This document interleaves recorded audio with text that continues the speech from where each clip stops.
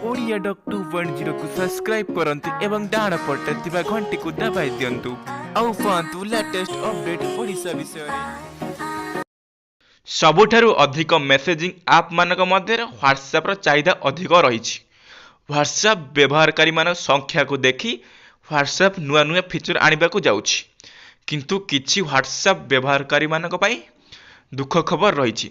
2018 December 31 पर WhatsApp किछि पुराना ऑपरेटिंग सिस्टम रे चलुथिबा स्मार्टफोन रे आउ काम करिवो नाही। नोकिया रो पुराना ऑपरेटिंग सिस्टम रो व्यवहारकारी व्हाट्सएप रो व्यवहार निज फोन रे करि परिबे नाही।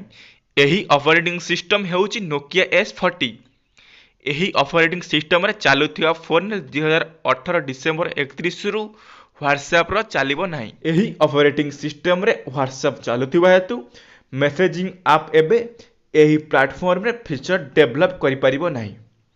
नोकिया S40 ऑपरेटिंग सिस्टम रे चलुथिबा फोन रे व्हाट्सएप किछि फीचर एबे भी बंद कर देई पारे।